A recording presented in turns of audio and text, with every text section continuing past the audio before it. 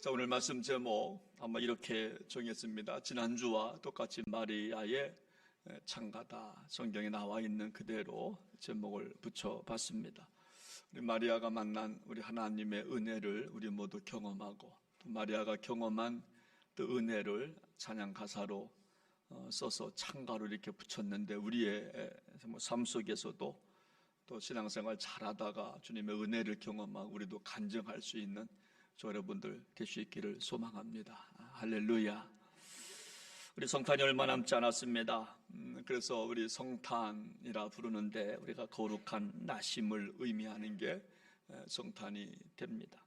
우리 석가모니가 태어난 날을 석가탄신이라 이렇게 부르고, 그러나 우리 정말 예수님께서 태어나신 날을 우리가 정말 예탄이라 부르지 않고 성탄이라 부릅니다. 그 이유는 뭐냐면 다른 사람이 태어난 것과 같지 않기 때문에, 보통 인간이 태어난 그런 모습이 아니기 때문에 우리는 성탄이라고 부르는 겁니다. 예수님은 우리가 아는 것처럼 마리아가 동거하기 전에 성령으로 태어났다. 성경은 그렇게 정말 말씀하고 있습니다. 단순한 태어나심이 아니라는 거죠. 그래서 거룩한 나심, 성탄이라 이렇게 우리가 부르고 있습니다. 그래서 우리는 그 예배 시간마다 그 신앙 고백을 하고 있는 겁니다. 우리가 사도신경을 보면 전능하사 천지를 만드신 하나님 아버지를 내가 믿사오며 그 외아들 우리 주 예수 그리스도를 믿사오니 이는 뭐로 잉태하사? 성령으로 잉태하사 동정녀 마리아에게 나시고. 그래서 우리는 매일같이 우리는 성령으로 우리 주님은 이 땅에 정말 나셨다, 그렇게 우리가 고백하고 있는 겁니다. 그래서 성탄절이라고 하는 것은 예수님을 예배하는 겁니다. 그래서 크리스마스라 이렇게 부릅니다. 크라이스트 플러스 메시아, 그래서 예배. 그래서 크리스마스라고 하는 것은 예수님을 정말 예배하는 날이 바로 크리스마스라고 하는 겁니다. 따라서 예수님이 계셔야 성탄입니다. 예수님이 모든 중심부에 계셔야 성탄입니다. 그러니까 예수님 없으면 성탄이 아닙니다. 오늘 말씀도 마찬가지인데, 마리아의 창가라고 이렇게 제목을 붙였습니다만은 그 노래의 중심은 예수님이에요. 예수님을 지금 마리아가 노래하고 있는 겁니다. 찬양하고 있는 겁니다. 따라서 우리가 예수님을 놓친 성탄은 그저 연말의 어느 하루와 같은 겁니다. 똑같은 하루입니다. 그래서 예수님이 계셔야 찬양 속에도 예수님이 있고, 우리 삶 속에도 언어 속에도 예수님이 계셔야 성탄이라 부르게 되는 겁니다. 그렇다면 왜 예수님이 중요한가? 왜 예수님이 빠진 성탄은 의미가 없을까? 여러분, 그것은 우리가 예수님을 만나면 삶의 태도, 가치관, 사상이 달라지기 때문에 그렇습니다. 예수님을 만나면 내 삶의 모습이 달라져요. 생각하는 거, 말하는 거, 모든 것들이 달라지기 시작하기 때문에 우리가 예수님을 중심으로 우리가 정말 예배드려야 좀 하는 겁니다. 우리가 예수님을 만나지 못한 사람과 만난 사람과 차이가 뭐냐? 여러분, 다름입니다. 예수님을 만나면 뭔가 모르게 달라지지만, 예수님을 만나지 못한 사람들은 가치관도 세상적이고, 생각하는 것도 세상적이고, 그리고 뭐 하는 것도 세상적이고, 여러분, 그렇습니다. 정말 예수님이 우리에게 중요해지기 시작하면 그때부터 그토록 그거 없이는 살 수 없다라고 고백했던 것들이 그거 없이도 살 수 있다고 고백하게 됩니다. 예수님 만나기 전까지는 그거 없으면 못 살았어요. 그분 없으면 못 살았지만 예수님 만나면 그거 없어도 살 수 있어요. 그분 없어도 살 수 있어요. 여러분, 이렇게 달라지는 겁니다. 그래서 사도 바울은 빌립보 3장 8절 말씀을 보니까 다메섹에서 예수님을 만난 이후에 이렇게 고백합니다. 내가 예수님을 만나고 예수님을 얻고 나니까 내가 그토록 사랑했던 것들이 다 뭐와 같았다고요? 배설물과 같았다. 배설물로 여겼다. 여러분, 배설물이 뭡니까? 죄송하지만 시작. 여러분들이 말했어요. 여러분, 배설물로 생각했다는 거, 다 똥으로 생각했다는 거. 여러분, 그래서 예수님을 만나면 남들이 쫓아가는 것을 똑같이 쫓아가지 않아도 살만하다고 고백합니다. 남들이 좋다고 하는 것을 그것 없어도 살 수 있다고 말하기 시작합니다. 그래서 바울은 남들이 좋다고 하는 것 모든 것을 배설물로 여겼다, 이렇게 고백하는 것입니다. 그리고 예수님이 오시면 또 한 가지 달라지는 게 뭐냐면 우리의 죄의 문제가 해결되기 때문에 우리 인생은 그때부터 달라지기 시작하는 거예요. 여러분, 죄를 짓고 사는 사람들과 죄를 짓지 않고 사는 사람들은요, 생각하는 거, 돈의 흐름이라든가 시간 개념이라든가 보는 거라든가 느끼는 거나 먹는 게 다 달라요. 똑같지가 않아요. 똑같은 것을 여러분 먹지 않습니다. 똑같은 장소에 가지 않습니다. 똑같은 생각을 하지 않습니다. 그런데 우리 안에 아직도 죄의 쓴뿌리가 있기 때문에 여러분 다르게 살아가는 겁니다. 그런데 죄로부터 해방되고 죄에서 우리가 자유함을 얻으면 모든 것들이 달라지기 시작해요. 예배드리는 자세도 달라지는 거고요, 기도하는 것도 달라지는 거고요, 보는 것도 달라지는 거고요, 친구도 달라집니다. 누구와 만나느냐는 것도 달라지는 거예요. 내 관심이 달라지기 시작합니다. 그래서 마태복음 1장 21절 말씀 보면 예수님이 이 땅에 왜 오셨냐, 우리 한번 같이 한번 읽어보겠습니다. 시작합니다. 아들을 낳으리니 이름을 예수라 하라. 이는 그가 자기 백성을 그들의 죄에서 뭐 할 자라고요? 구원할 자. 할렐루야. 구원할 자가 누구라고요? 예수님. 할렐루야. 그래서 예수님이 오셔서 우리 죄를 구원하시기 위해서, 죄에서 자유케 하기 위해서, 그래서 다른 인생 살아가도록 이 땅에 예수님이 오신 줄로 믿으시기를 바랍니다. 여러분, 물론 우리가 정말 예수님을 만나면 삶의 문제가 달라집니다. 삶의 문제가 해결받습니다. 질병에서도 우리가 고침을 받습니다. 저는 정말 예수님을 만남으로 여러분들의 모든 질병에서 고침받는 은혜를 경험하시기를 축원합니다. 우리가 예수님 만나면 삶의 문제도 달라지고 질병에서도 고침받고 삶이 풍성해지지만, 그러나 그것 때문만 오신 것이 아니라는 것. 그것 때문만 오신 것이 아니고 가장 궁극적이고도 가장 중요한 것은 뭐냐면 우리 예수님이 이 땅에 오시는 것은 우리를 죄에서 구원하여 천국 백성 삼으시라고 오신 줄로 믿으시기를 바랍니다. 그래서 우리 예수님은요, 복음서를 보면 여러분 공생의 기간 동안에 여러분 어떤 각색병자를 고칩니다. 중풍병자를 고치고 안전병자를 고치고 맹인을 정말 고치시는데, 특별히 중풍병자를 고치신 다음에 선포하신 말씀이 뭐냐면 내 죄사함을 받았느니라. 할렐루야. 여러분, 병자를 고쳤다고 한다면 그냥 쿨하게 야 집에 가, 돌아가, 이제 됐어, 여러분 그렇게 말씀하지 아니하시고 병자를 고치시고 예수님께서 여러분 관심 갖는 게 뭐냐면 죄의 문제를 건드리셨어요. 중풍병자를 건지고 죄의 문제를 건드리시면서 내 죄사함을 받았느니라. 여러분, 그래서 기독교는요 끊임없이 죄의 문제를 건드리기 시작해요. 저도 지금 죄의 문제를 건드리고 있잖아요. 그냥 축복 받으세요, 잘 되세요, 복 받으세요, 이건 설교가 아닙니다. 설교는 뭐냐면 예수님처럼 끊임없이 죄의 문제를 건드리는 겁니다. 모든 사람들이 말하고 싶지 않은 죄의 문제가 있어요. 건드리고 싶지 않은, 숨기고 싶은, 피하고 싶은, 그것만큼은 숨기고 싶은 죄의 문제를 건드리는 것을 바로 정말 설교라고 하는 겁니다. 우리 예수님은 공생의 기간 동안에 계속해서 죄의 문제를 건드리기 시작합니다.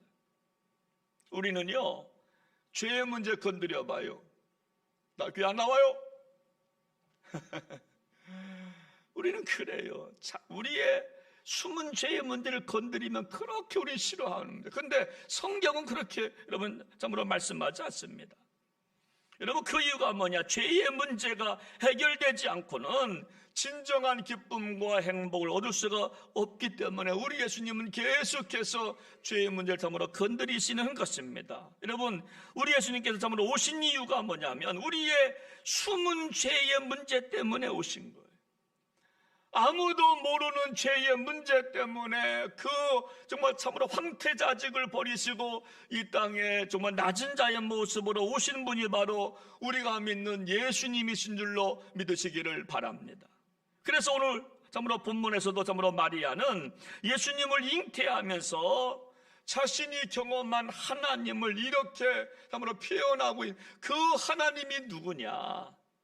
그 정말 독생자 예수님을 이 땅에 보내주신 그 하나님이 누구냐 하는 것을 이렇게 고백하는데, 우리 한번 좀 1장 50절 말씀을 함께 읽도록 합니다. 시작합니다. 시작. 긍휼하심이 두려워하는 자에게 대대로 이르는도다. 여러분, 마리아가 첫 번째 크리스마스를 맞이하면서 느낀 하나님은 긍휼의 하나님. 마리아가 첫 번 크리스마스를 맞이하면서 느낀 하나님은 어떤 하나님이라고요? 긍휼의 하나님을 마리아는 경험했어요. 그래서 오늘 본문 54절 말씀에서도 그종 이스라엘을 도우사 긍휼히 여기시고 기억하시되 그랬어요. 여러분, 마리아는 첫 번째 크리스마스를 맞이하면서 하나님을 이렇게 표현합니다. 우리 하나님은 긍휼의 하나님이십니다. 우리를 도우시고 기억하시는 긍휼의 하나님이십니다. 로마의 노예로 살아가는 이 민족에게 우리 하나님은 긍휼의 하나님이십니다라고 고백하시는 것입니다. 여러분, 긍휼이 무엇입니까? 여러분, 긍휼의 뜻은 뭐냐면요, 아주 비참함 속에서도 다가오시는 사랑, 이것이 바로 긍휼이에요. 우리 인생이 비참해졌어요. 죄악으로 인하여 비참한 인생 속에 다가오시는 사랑. 그래서 긍휼과 비슷한 단어가 은혜라고 하는 말입니다. 여러분, 은혜가 뭡니까? 사랑받을 자격이 없지만 거저 베푸신 그레이스, 은혜. 사랑받을 만한 조건은 요만큼도 없어요. 제가 여기 서야 될 이유가 요만큼도 없어요. 제가 목사가 됐다고 하는 것이 얼마나 우리 아버님에게는 자랑인지 몰랐어요. 어디 가서도 저희 아버님은 우리 아들 목사입니다. 우리 아들 목사입니다. 저도 이 강단에 선다고 하는 게 참 부끄러울 때가 많아요.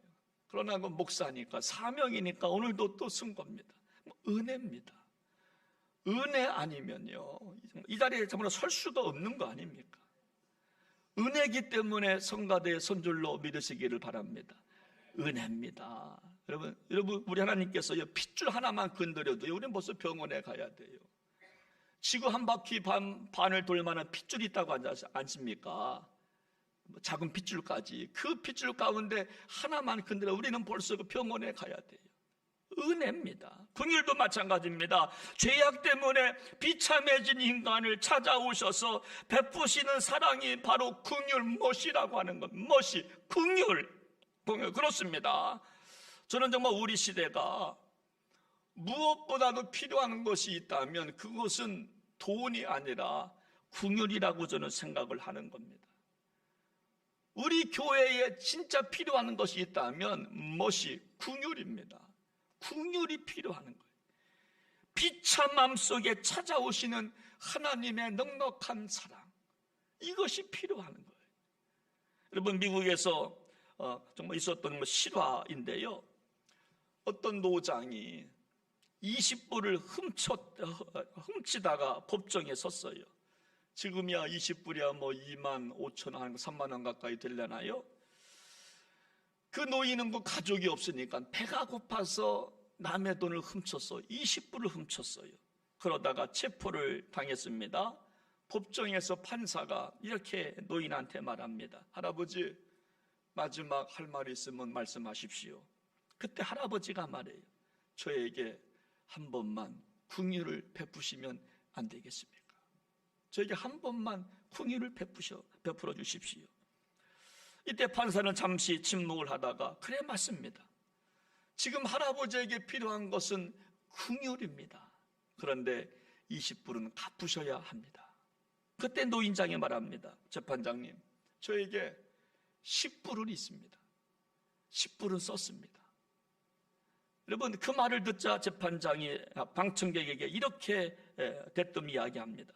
여러분, 여기 계신 노인장이 얼마나 추운 겨울에 배고팠으면 20불을 훔쳤겠습니까? 10불은 있다고 하는데 10불이 없습니다. 우리 모두의 공동책임 아닙니까? 우리 사회의 공동책임 아닙니까? 우리 모두 이불을 위해서 한번 정말로 모금을 합시다. 여러분, 그랬다는 거예요. 이것이 정말 긍휼이라고 하는 겁니다. 여러분, 마리아는 하나님의 긍휼을 말씀하고 있어요. 내가 받은 은혜, 내가 받은 사랑, 하나님의 긍휼이었습니다. 그 긍휼이 오늘 나에게 임했습니다. 우리 민족에게 임했습니다. 로마의 지배를 받고 있는 우리 민족에게 정말 임했습니다라고 고백하는 겁니다. 당시 마리아가 임신했다고 하는 것은요, 오늘날 말한다면 스캔들에 불과합니다. 이것은 마리아가 갖고 가야 될 짐이었어요. 당시 스캔들 걸리면 돌에 맞아 죽어야 됐습니다. 언제 돌에 맞아 죽을지 몰라요. 온갖 수모와 손가락질과 비방의 말을 들어야 했습니다. 지금 티네이저 마리아는 지금 아마 두려워하고 정말 있었을 겁니다. 그런데 하나님은 천사를 마리아에게 보내서 이렇게 말씀합니다. 우리가 이미 읽은 말씀이지만 30절 말씀을 보니까 천사가 이르되 마리아여 무서워하지 말라. 네가 하나님께 뭐를 입었느니라? 은혜를 입었느니라. 마리아야 무서워하지 말아라. 마리아야, 네가 당한 것은 스캔들이 아니야. 성령으로 잉태된 거야. 무서워하지 말아라. 네가 하나님께 은혜를 입었느니라. 여러분, 그 사건 때문에 두려워하지 말고 도망가지 말라는 거. 이때 마리아는 얼마나 힘이 되었을까요? 두려워 떨고 있는 마리아에게, 그 티네이저에게 부모한테 말할 수도 없고 친구한테 말할 수도 없고 동네에서 어떻게 되면 내가 쫓김을 당하고 손가락질 당할 그 처지에 두려워하고 있을 그 정말 마리아를 찾아가서 천사가 말하는 겁니다. 정말 두려워하지 말라고, 무서워하지 말라고. 여러분, 긍휼이라고 하는 말은요, 본래는 어머니의 자궁을 말합니다. 생명 있는 자궁. 어머니의 젖가슴이 바로 긍휼이에요. 여러분, 마리아는 스스로가 저는 비천한 자입니다. 시골댁이 나사렛 그 좋은 사람입니다. 여러분, 그래서 정말 열등감도 많았어요. 그런데 하나님은 그 마리아에게 찾아와서 야, 무서워하지 마, 두려워하지 마. 하나님의 은혜를 입은 거야. 그래서 마리아는 지금 너무나 기뻐서 마리아의 창가라고 하는 위대한 노랫말을 적어서 하나님을 지금 노래하고 있는 거예요. 저는 우리 시대를 진단해 보면, 아니 지금 제 마음을 진단해 보면, 우리 교회를 진단해 보면 긍휼이 필요한 시대예요. 마음 같아서 그냥 마음 같아서 그냥 마음 같아서는 그냥 내가 20번 하고 싶은데 그만할래요. 그냥 마음 같아서는 그냥 그렇잖아요. 그런데 긍휼이 필요한 시대가 아닌가. 긍휼이 필요한 시대. 저에게도 긍휼이 필요하고 여러분들에게도 긍휼이 필요한 줄로 믿습니다. 누가 누구를 지적한단 말입니까? 내 눈에 있는 여러분 들보가 더 큰데 누가 남의 티를 누가 지적한다는 말입니까? 그렇잖아요. 그러니까 우리 시대는 지금 긍휼이 필요해요. 긍휼과 긍휼이 만나서 생명을 우리가 만들어가는 어떤 생명력이 필요한 겁니다. 그렇습니다. 정말 힘들어하고 있을 때에, 두려워하고 있을 때에 하나님께서 다가오셔서 너는 은혜 받은 자여라고 하신다면 얼마나 위로와 힘이 될까요? 힘들고 어려울 때 조금만 기다리세요. 하나님이 도와주실 거예요 라고 한다면 그 소리 듣고 얼마나 힘이 될까요? 우리 한번 좀 옆분들한테 조금만 참으세요. 시작. 하나님의 은혜가 임할 거예요. 시작. 손 좀 잡으면서 한번 해봐요. 얼굴 좀 피면서 한번 좀 부드럽게. 시작. 조금만 참으세요. 하나님의 은혜가 임할 거예요. 시작. 예, 이게 바로 긍휼이에요. 이게 바로 긍휼. 손잡고 집사님 큰일 났다 큰일 났다 그러지 말고. 뭐가 큰일 나. 근데 우리는 붙잡고 긍휼의 은혜 조금만 참으세요. 주님이 도와주실 거예요. 그러면 얼마나 좋아요. 그렇잖아요. 목사님 힘내세요. 그러면 얼마나 좋아요. 목사님 잘하세요. 그러면요 다시 우리가 달려갈 수 있거든요. 다시 소망 가운데 우리가 전진할 수 있거든요. 그래서 마리아가 지금 노래하고 있는 겁니다. 마리아가 이르되 내 영혼이 주를 찬양하며 내 마음이 하나님 내 구주를 기뻐하였음은 그의 여종의 비천함을 돌보셨습니다. 보라 이제 후로는 만세의 나를 복이 있다 일컬으리로다. 여러분 마리아는요 자신을 향하여 노랫말을 지으면 나는 복된 여자입니다. 여러분 스캔들에 걸린 마리아 임신을 했어요. 남자를 알지 못한 그 티네이저가 임신하고 여러분 하나님의 긍휼의 하나님을 만나니까 나는 복 있는 여자입니다. 그렇게 참으로 고백하는 거예요. 여러분 만약 성경을 모르는 사람들이 이 고백을 들으면 야, 저 여자 약간 돌았다 그랬을 겁니다. 약간 돌았구나.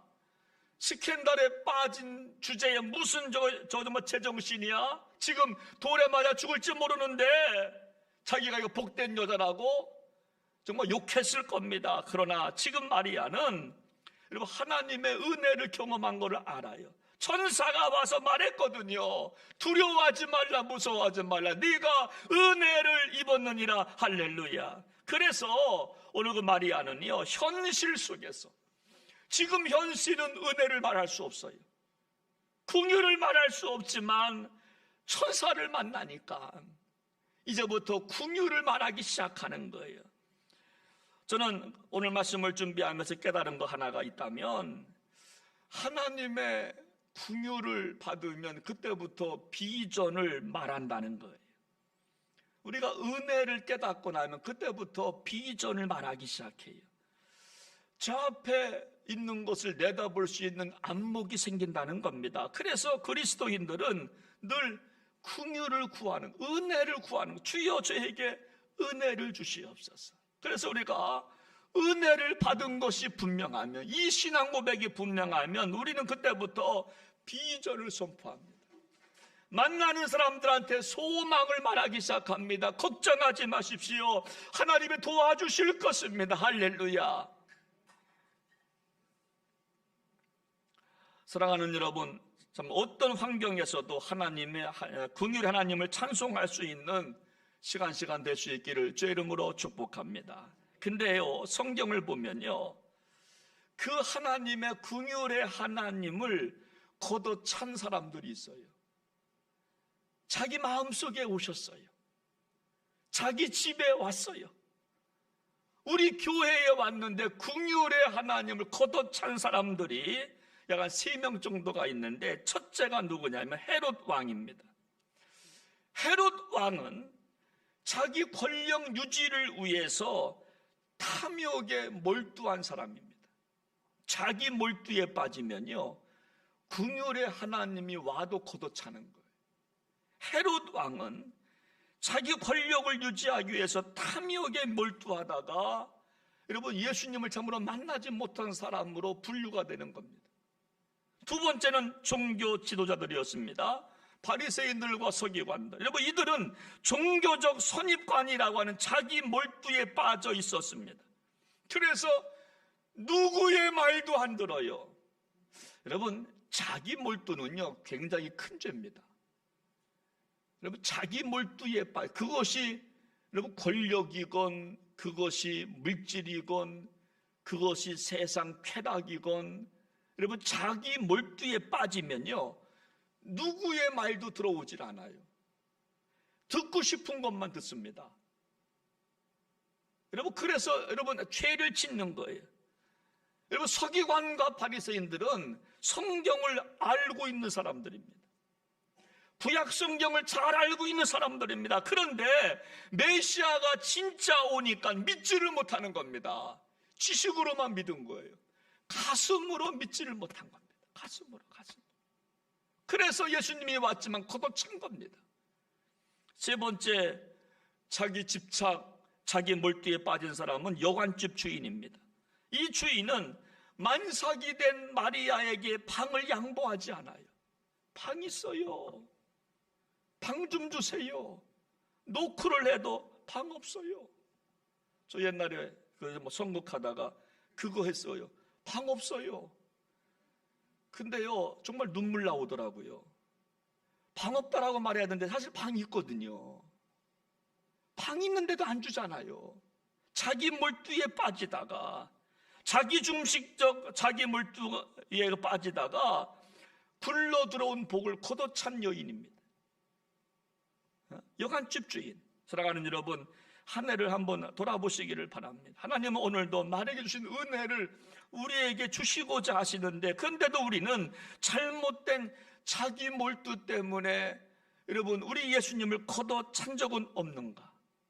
나에게, 우리 가정에 굴러 들어오는 하나님의 복을 나의 잘못된 고정관념 때문에, 바리새인들처럼 잘못된 선입관 때문에, 헤롯 왕처럼 탐욕이라고 하는 몰두 때문에, 여관집 주인처럼 자기 중심성 때문에 주신 복을 걷어차지는 아니했나 한번 생각해 봐야 정말 할 것입니다. 다음 주는 우리가 성탄주일로 지킵니다. 이번 정말 성탄절에 정말 마리아에게 임한 은혜가 우리 모두에게 임하는 은혜를 경험하는 그런 성탄절 되시기를 주의 이름으로 축복합니다. 한 가지 이야기만 드리고 말씀을 마칩니다. 이 앞에 루돌프 사슴이 있습니다. 한번 보시지요. 목사님, 저 사슴은 또 왜 갖다 놔시오? 저거는 백화점에 가야만 있는 거 아니에요? 루돌프가 있는데 코가 여러분 빨개요, 꼬매요, 파래요? 시작. 빨개요. 루돌프 사슴 코예요. 빨개요. 여러분, 루돌프 사슴 코 이야기는 좀 슬픈 이야기입니다. 제가 한번 들려드리겠습니다. 여러분, 로버트 메리라고 하는 어느 그 딸을 둔 아빠가 놀림당하는 자기 딸을 위로해주기 위해서 지은 동화가 루돌프 사슴 코라고 하는 그런 정말 캐롤송입니다. 루돌프 사슴 코는 매우 반짝이는 그 노래를 지은. 여러분, 로버트는, 이 아빠는 백화점에서 일하는 사람이었습니다. 근데 아내는 암투병에 빠져 있습니다. 암과 싸우고 있습니다. 어린 딸이 있는데 아빠는 바쁘고 엄마는 암과 싸우고 누구와 놀 사람이 없어요. 그래서 혼자 정말 외톨이로 지내고 있는 딸을 위해서 지은 시입니다. 그래서 아빠는 딸을 위해서 창작 동화를 써서 들려주기 시작합니다. 그 이야기가 루돌프 사슴 이야기예요. 그리고 오늘도 울고 있는 딸을 불러서 이야기를 시작합니다. 딸아, 내 아빠 옛날에 루돌프라는 사슴이 있었어. 그런데 이 사슴은 코가 빨개. 그래서 놀림을 당했단다. 혼자 코가 빨가니까. 코가 빨갛다는 이유로 늘 외톨이가 되어서 지냈어. 친구들도 없고 혼자였어. 외로움을 많이 탔단다. 자기 딸을 생각하면서 지은 동화를 전달해 주기 시작하는 겁니다. 그런데 어느 날 딸아, 산타 할아버지가 찾아왔어. 루돌프야, 네 코가 빨갛구나. 아이들이 너무너무 좋아할 것 같아. 날 좀 도와줄 수 없겠니? 그래서 그때부터 루돌프는 산타 할아버지 썰매를 끌기 시작했단다. 얼마나 좋겠니? 재밌지? 아빠 재밌어.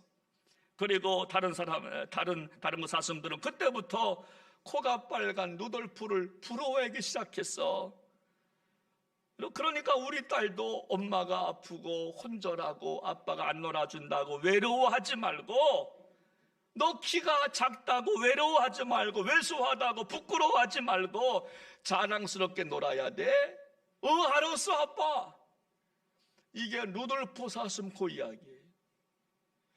여러분, 그리고 1947년 조니 마크스라고 하는 무명의 가수가 그 노래를 여러분 만들어서 부르기 시작한 겁니다.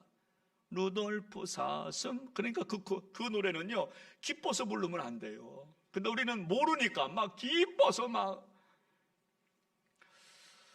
여러분, 우리 주변을 살펴보면요, 여러분, 사슴은 사슴인데 코가 빨간 사슴이 있어요. 외로워하는 분들이 있습니다. 똑같은 모습이지만 마음속에는 누돌프 사슴코와 같은 분들이 있어요. 외롭고 쓸쓸하고 외면당하고 혼자인 것 같고 친구도 없는 것 같고. 여러분, 티네이저 참으로 마리아도 그랬습니다. 얼마 참으로 외롭겠습니까? 임신을 했습니다. 성령으로 잉태되었지만 돌에 맞아 죽을 상황입니다. 그럴 때 천사가 달려와서 무서워하지 말라, 두려워하지 말고 네가 하나님의 은혜를 입었느니라. 그렇다면 오늘 정말 저와 참으로 여러분들도 우리 주변에 누들프와 같은 분이 참으로 있다라고 한다면 그들에게 힘을 주고 용기를 주고 조금만 참으시면 하나님의 도우심이 있을 거라고 기도해주고 손을 잡아주는 그런 참으로 성탄 시즌 될 수 있기를 주님의 이름으로 부탁을 드립니다. 우리 함께 시간 찬양 한 곡 하고요, 함께 시간 기도합니다. 은혜로다라고 하는 은혜가 시작이 되어야 됩니다. 하나님의 은혜가 내 안에서부터 내가 받아들여야 되고, 우리 한번 가사 생각하면서 이 시간 함께 찬양하겠습니다. 시작됐네 우리 주님의 능력이 나의 삶을 다스리고 새롭게 하네. 자유하네. 죄와 사망으로부터 나의 삶은 변화하노라. 충만하네.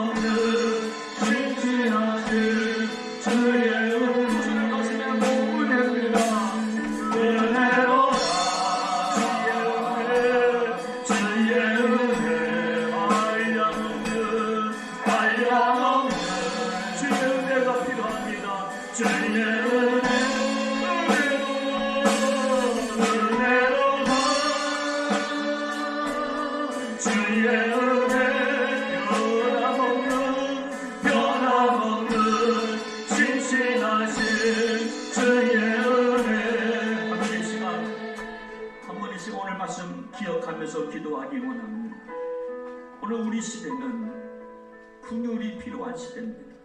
마리아에게 임했던 그 긍휼 무엇이, 그 은혜, 그 긍휼이 필요합니다.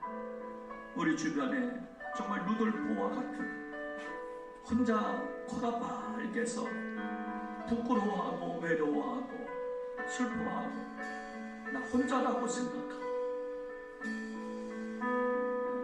20, 30대 청년들이요 몇십만 명이 집에서만 있다고 하지 않습니까?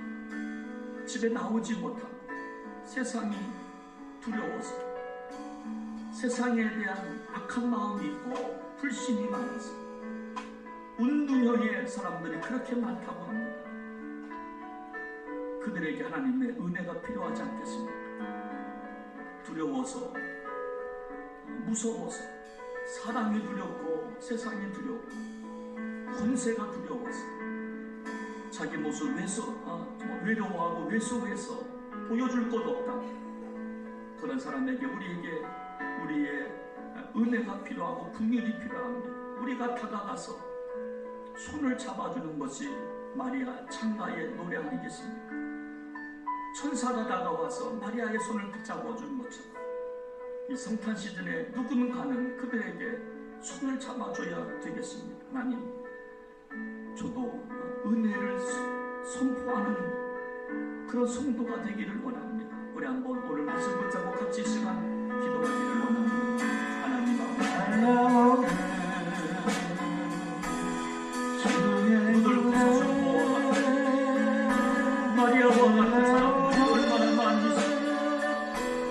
그들에게 은혜가 긍휼의 하나님이 누구도 함께하지 않은 티네이저 마리아에게 천사가 나타나서 긍휼의 하나님을 선포하는 것처럼 무서워하지 말라고, 두려워하지 말라고, 누군가는 손을 잡아줘야 하겠습니다. 누군가는 끌어 안아줘야 하겠습니다. 조금만 참으라, 조금만 참으라. 하나님의 은혜가 임할 것이다. 하나님의 축복이 임할 것이다. 하나님 아버지, 우리 주변에도 마리아와 같은 사람들이 많습니다. 두려워 떨고 있는 은둔형의 청년들이 그렇게 많다고 합니다. 세상이 두렵고 사람이 두렵고 무슨 일을 하기가 두렵고 또 누들프와 같은 많은 사람들이 우리 주변에 있습니다. 가난에, 질병에 허덕이는 수많은 사람들, 자신의 외모습에 자신 없어 하는 사람들, 왜 내 인생은 이래, 우리 가정은 왜 이래 하면서 빨간 누들포 사슴코와 같은 그 사람들도 많이 있는데, 누군가 그들에게 다가가서 두려워하지 말라고, 무서워하지 말, 하나님의 은혜가 임할 것이라고, 하나님 축복해 주실 것이라고 조금만 참자고, 이 성탄 시즌에 그러한 저희들 되게 하여 주옵소서. 세상을 향하여 긍휼을 선포하고 긍휼을 말할 수 있는 하나님 복된 교회가 되게 하여 주옵소서. 축복하옵고 존귀하신 예수님의 이름으로 기도하옵나이다. 아멘.